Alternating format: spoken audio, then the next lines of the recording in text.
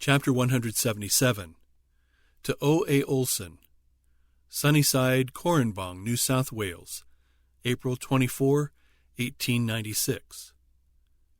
Dear Brother Olsen, I cannot sleep after 12 p.m., and after presenting my case to the Lord, pleading for light and to understand what the will of God is concerning me, I will rest the matter wholly in the hands of God. He careth for me, and we are his servants, having our will wholly submerged in the will of God. We, Willie and his mother, can see at present no light to leave this country for America. We cannot see any light in leaving the work unfinished. It cannot ever be finished so that there is no more work to be done, but it can be so prepared as to go forward in healthy growth. We must see the school buildings erected, buildings plain, substantial, economical, appropriate for the place. We shall work to this end until the Lord calls us to another location. Our meetings are closed. We have been engaged in these meetings of the Institute for 1 month, and this has been the most profitable series of meetings we have ever witnessed, because the meetings were mostly educational, teaching the best manner of studying the Word, and interesting all in the class to be on hand with their answers. This has been an occasion long to be remembered, where there was an inculcation of ideas.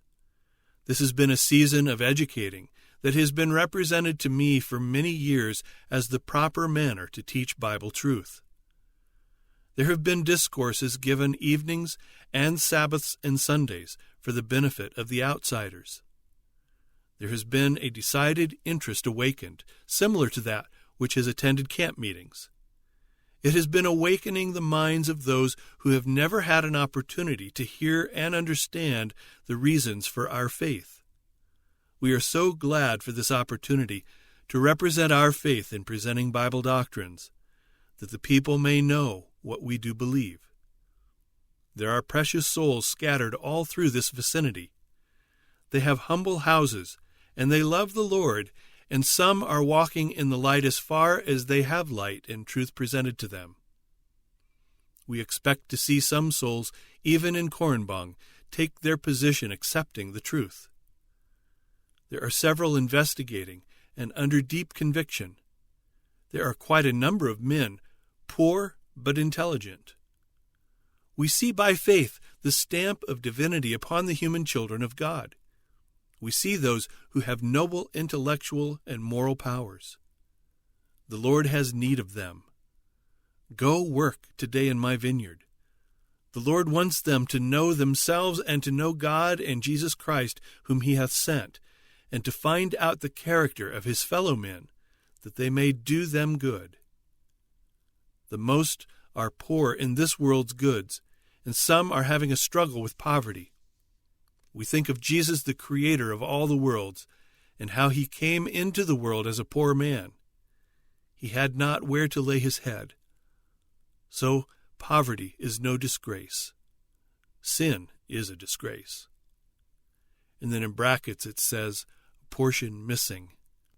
And then she continues. This confederacy, not to let the true defects of things that Captain Eldridge had not done, which he was paid for doing, was not just nor right. These things, the selfishness that led to them, was the result of his leaving the office.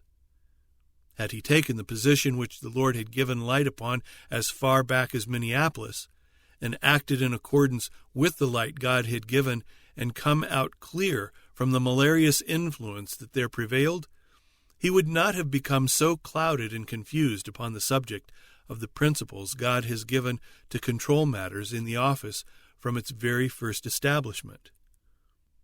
I did not separate myself from Frank, but he separated himself from me and from his God, and the result was worked out in his leaving the office.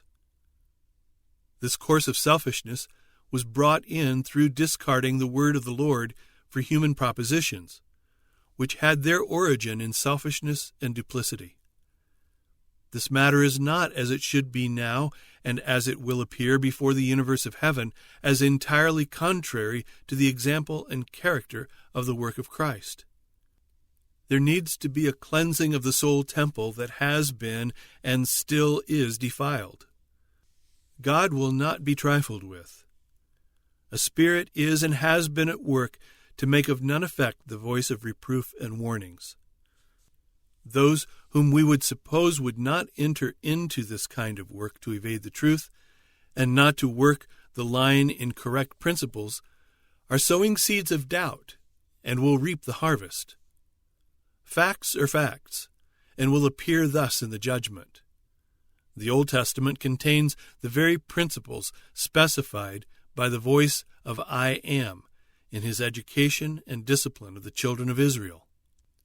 He was the invisible leader of the host of Israel. He gave principles which should govern the dealings of man with his fellow man. Every principle which is ignored by our institutions, by the church, in their dealing with one another, will be presented before them when every man shall be judged according to the deeds done in the body.